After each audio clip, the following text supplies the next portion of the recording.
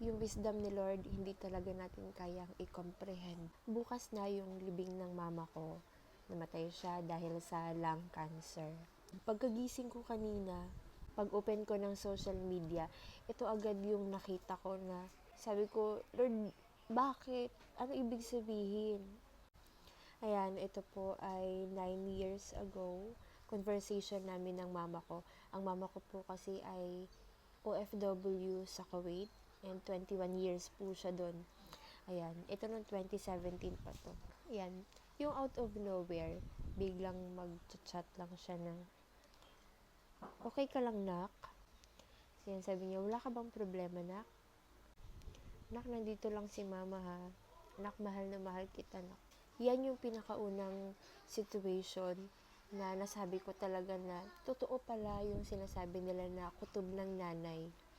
Kasi itong panahon na ito, meron akong pinagdadaanan. Actually, hindi ko na ma-remember kung ano yun. Basta, meron akong pinagdadaanan nito na hindi ko sinasabi kahit kanino, ni kahit sa mama ko.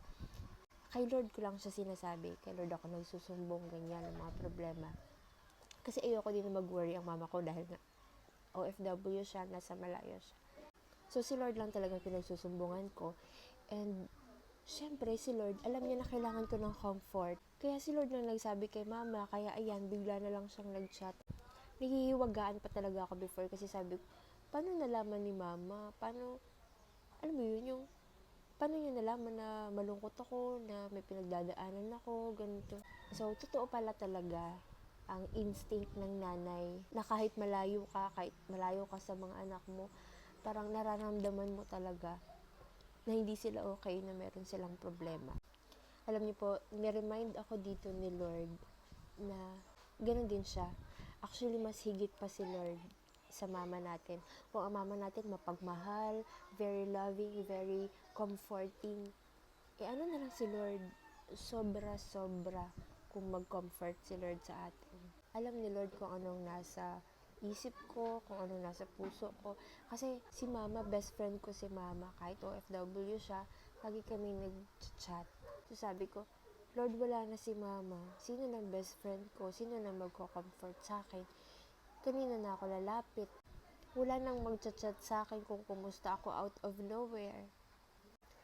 Pero alam niyo po, talagang parang tinatanim ni Lord sa isip ko na hindi ko kailangang isipin yun. Kasi meron pa naman akong papa. Buhay pa naman ang papa ko ngayon. At may papa pa ako sa langit. 'Di ba? So hindi ko kailangang mag-worry. Kasi kung wala na akong mama na mag-chat out of nowhere, na para bang alam na meron akong problema, ano na lang si Lord na talagang alam ang bawat situation ko. Alam kung anong pinagdadaanan ko. Kaya reminder po ito sa lahat, especially sa mga wala ng nanay, tulad ko, na kinuha na din ni Lord. Na huwag tayong mawalan ng pag-asa, na wala na magko-comfort sa atin, ganyan. Kasi nandiyan pa si Lord. Si Lord talaga ang number one comforter natin. Yung talagang comfort na, alam mo yun, yung nagbibigay ng peace.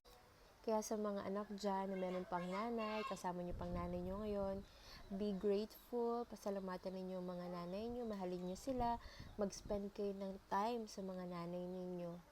Paramdam nyo sa kanila na mahal nyo sila. Kasi hindi natin alam ang panahon. Ang buhay, pinahiram lang sa atin ni Lord at pwedeng-pwede nyo din kunin anytime, anywhere ka man. Walang pili yan. Kaya, i-spend niyo ang time kasama ang inyong family, kasama ang inyong parents. Pag-show ng love and respect sa ating mga magulang.